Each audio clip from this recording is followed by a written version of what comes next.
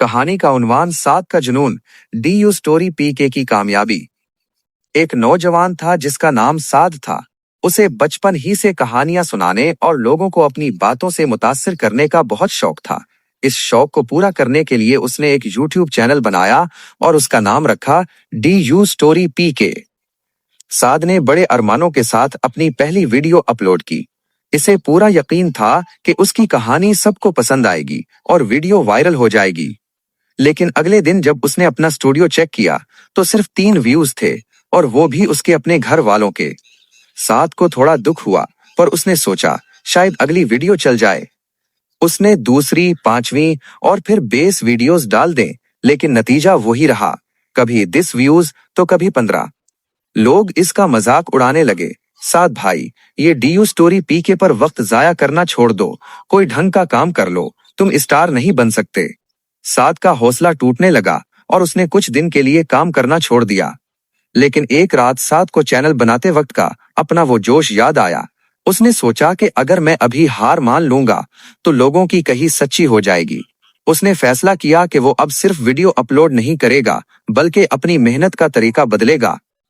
साद ने रातों को जाग कर सीखा कि कहानी का स्क्रिप्ट ऐसा हो कि सुनने वाला शुरू में ही रुक जाए।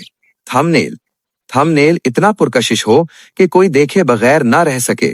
वीडियो की एडिटिंग और आवाज के उतार चढ़ाव पर घंटों काम किया। वो रोजाना 10 से 12 घंटे अपने कमरे में बंद होकर डीयू स्टोरी पीके के लिए मवाद तैयार करता। कई बार ऐसा हुआ कि बिजली चली जाती या स्क्रिप्ट पसंद नहीं आता था, लेकिन वो लगा रहा। उसने हिम्मत नहीं हारी। 3 माह की इस मुसलसल और सख्त मेहनत के बाद साद ने एक ऐसी कहानी लिखी और रिकॉर्ड की जिसमें उसने अपनी पूरी जान डाल दी थी। वीडियो अपलोड करने के बाद वो थिक कर सो गया। सुबह जब इसकी आंख खुली, अस्सलामुअलैकुम दोस्तों, अगर आप हमारे YouTube चैनल डीयू स्टोरी पीके पर नए आए हैं तो हमारी दिलचस्प और सबक-आमोज कहानियां देखने के लिए हमारे चैनल को सब्सक्राइब करें और बेल आइकन को जरूर दबाएं ताकि आपको हर नई वीडियो का नोटिफिकेशन मिल सके। तो उसका फोन नोटिफिकेशन से भरा हुआ था। उसकी वो वीडियो वायरल हो चुकी थी और उस पर लाखों व्यूज आ चुके थे। लोगों को डीयू स्टोरी पीके का अंदाज इतना पसंद आया कि साद की पुरानी वीडियोस भी वायरल होने लगी। देखते ही देखते साद एक स्टार यूट्यूबर बन गया और उसके सब्सक्राइबर्स लाखों में पहुंच गए।